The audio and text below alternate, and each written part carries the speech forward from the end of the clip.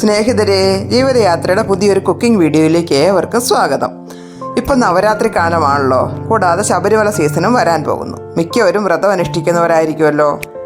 അപ്പോൾ നമ്മൾ non veg ഉപയോഗിക്കാറില്ലല്ലോ. എന്നാൽ മീനിൻ്റെ മണം കിട്ടിയില്ലെങ്കിൽ ഊണ് കഴിക്കാൻ പ്രയാസപ്പെടുന്ന പലരെയും ഞങ്ങൾക്കറിയാം. അപ്പോൾ അത്തരക്കാർക്ക് നോൺ വെജിൻ്റെ രുചിയിൽ വെജിറ്റബിൾ ഡിഷസ് ഉണ്ടാക്കാവുന്നതാണ്. അത്തരത്തിലൊരു വെജിറ്റബിൾ ഡിഷാണ് ഇന്ന് ഞാൻ നിങ്ങൾക്കായി പരിചയപ്പെടുത്തുന്നത്. മറ്റൊന്നുമല്ല കേട്ടോ, കോവയ്ക്ക കൊണ്ടുള്ള ഒരു മീൻ പീര.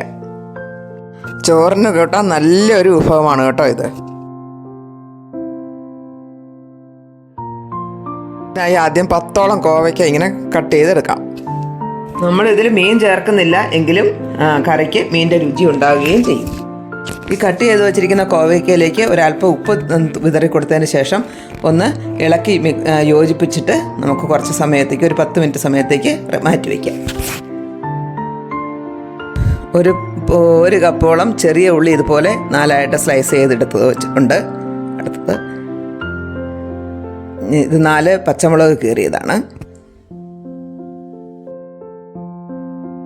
1 കപ്പ് തേങ്ങ ചിരകി എടുത്തതുണ്ട്. 5-6 അല്ലി വെളുത്തുള്ളി കട്ട് ചെയ്തതും 1 പീസ് ഇഞ്ചി കട്ട് ചെയ്തതുണ്ട്. അതുപോലെ 3 തണ്ട് കറിവേപ്പില, 2 കുടം പുളി. അത് പുളി കുറഞ്ഞ സൈസാണ് കേട്ടോ ഇത്. ഒരു മിക്സിയുടെ ചെറിയ ജാറെടുത്ത് അതിലേക്ക് തേങ്ങ ഇട്ട് കൊടുക്കാം. പിന്നീട് ഇഞ്ചിയും പച്ചമുളകും തേങ്ങയും എല്ലാം കൂടെ ചേർത്ത്, വെളുത്തുള്ളി എല്ലാം കൂടെ ചേർത്ത് ഒരു 1/4 ടീസ്പൂൺ മഞ്ഞൾപ്പൊടിയും കൂടെ ചേർത്തതിന് ശേഷം ഒന്ന് ക്രഷ് ചെയ്തെടുക്കണം. ഒരുപാട് അരഞ്ഞു പോകണ്ട, ചെറുതായിട്ടൊന്ന് ഒതുക്കിയെടുത്താൽ മാത്രം മതി. ഈ പരുവത്തിന് കിട്ടിയാൽ മതി. നമുക്ക് ഇത്തരത്തിൽ അടി കട്ടിയുള്ള ഒരു പാത്രം, മൺചട്ടി ആയാലും മതി, എടുത്തതിന് ശേഷം അതിലേക്ക് അല്പം വെളിച്ചെണ്ണ ഒഴിച്ചു കൊടുത്ത്, 1 ടേബിൾ സ്പൂൺ വെളിച്ചെണ്ണ ഒഴിച്ചു കൊടുത്ത് ചൂടാകുമ്പോൾ 1/4 ടീസ്പൂൺ കടുകും 1/4 ടീസ്പൂൺ ഉലുവയും ചേർത്ത് പൊട്ടിക്കുക. നല്ലോണം അത് പൊട്ടി വരുമ്പോഴത്തേക്കും കുറച്ച് കറിവേപ്പിലയും കൂടെ ചേർത്ത് കൊടുക്കുക. ഇവ നന്നായി മൂത്ത് വരുമ്പോൾ നമുക്കതിലേക്ക് അരിഞ്ഞു വെച്ചിരിക്കുന്ന ചെറിയ ഉള്ളി ചേർത്ത് കൊടുക്കാം. ഉള്ളി ഒന്ന് ചെറുതായി വഴറ്റിയതിന് ശേഷം അതിലേക്ക് കോവയ്ക്ക ഇട്ട് കൊടുക്കാം. ഉപ്പ് ചേർത്ത് വെച്ചിരിക്കുന്നതാണ്, അതിട്ട് കൊടുക്കാം.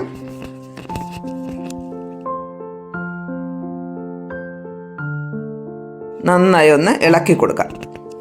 അതിനുശേഷം ഒതുക്കി വെച്ചിരിക്കുന്ന തേങ്ങയും ഇഞ്ചിയും എല്ലാം കൂടെ ഉള്ള അരപ്പുണ്ടല്ലോ, അതുകൂടെ ചേർത്ത് കൊടുത്ത് ഒന്ന് ഇളക്കി യോജിപ്പിക്കാം.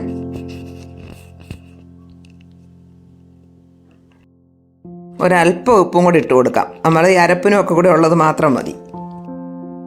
ഇനി ഇതിലേക്ക് കുടംപുളി ഇട്ട് കൊടുക്കാം. പുളി കുറവുള്ള സൈസാണെങ്കിൽ കൂടുതലിടണം, 2 ചുളയൊക്കെ ഇടണം. കൂടുതൽ നല്ല പുളിയുള്ളതാണെങ്കിൽ 1 ചുളയൊക്കെ ഇട്ട് കൊടുത്താൽ മതി.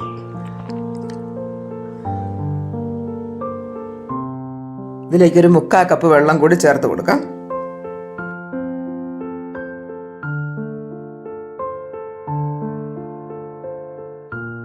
ഇനി ഇത് അടച്ചു കൊടുക്കാം. ഒരു 8-9 മിനിറ്റ് ലോ ഫ്ലെയിമിലിരുന്ന് വേവട്ടെ. 8-9 മിനിറ്റിന് ശേഷം നമുക്കൊന്ന് തുറന്ന് നോക്കാം. വെള്ളമൊക്കെ വറ്റിയിട്ടുണ്ട്. കുറച്ച് ഉലുവപ്പൊടി കൂടെ ചേർത്ത് കൊടുക്കാം. വേവൊക്കെ പാകമായിട്ടുണ്ട്, ഉപ്പും പുളിയൊക്കെ ഉണ്ട്. ഇനി നമുക്കിതിലേക്ക് കുറച്ച് കറിവേപ്പില കൂടി ഇട്ട് കൊടുക്കണം. ഇനി ലാസ്റ്റ് കുറച്ച് വെളിച്ചെണ്ണ കൂടി, ഒരല്പം വെളിച്ചെണ്ണ കൂടി തൂവി കൊടുത്തതിന് ശേഷം നമുക്ക് അടച്ച് വയ്ക്കാം. കുറച്ച് തണുത്തതിന് ശേഷം നമുക്ക് സെർവിങ് ബൗളിലേക്ക് മാറ്റാം. നമ്മുടെ കറിയൊക്കെ തണുത്ത് നല്ല പരുവായിട്ടുണ്ട് കേട്ടോ. നമുക്കിനി ഇതിനെ ഒരു സെർവിങ് ബൗളിലേക്ക് മാറ്റാം. അപ്പം നല്ല മണം വരുന്നുണ്ട്. അതുപോലെ തന്നെ മീൻ കറിയുടെ ഒക്കെ ഒരു മണമാണ് വരുന്നത്. നല്ല രുചിയാണ് കഴിക്കാൻ. ഒരിക്കലെങ്കിലും നിങ്ങളിതുപോലെ ഒന്ന് ചെയ്ത് നോക്കണം കേട്ടോ, കോവയ്ക്ക കിട്ടുമ്പോൾ. എന്നിട്ട് ഇഷ്ടമായ ലൈക്ക് ചെയ്യാനും ഷെയർ ചെയ്യാനും മറക്കരുതേ. നിങ്ങളുടെ അഭിപ്രായം കമൻറ്റ് ബോക്സിൽ രേഖപ്പെടുത്താനും ചെയ്യണേ. അപ്പോൾ നമ്മുടെ ചാനലൊന്ന് സബ്സ്ക്രൈബ് ചെയ്തിട്ടില്ലാത്തവർ ഒന്ന് സബ്സ്ക്രൈബ് ചെയ്യുക. തൊട്ടടുത്തുള്ള ബെല്ലൈക്കൺ കൂടി ഒന്ന് പ്രസ് ചെയ്ത് ഓൾ എന്ന ഓപ്ഷൻ കൂടി ഒന്ന് കൊടുത്തേക്കണേ. മറ്റൊരു വിഭവമായി നമുക്ക് ഉടനെ തന്നെ കാണാം. നിങ്ങളുടെ സപ്പോർട്ടിന് ഒരുപാട് നന്ദിയുണ്ട്. തുടർന്ന് സപ്പോർട്ടുകൾ പ്രതീക്ഷിക്കുന്നു. Okay, thank you.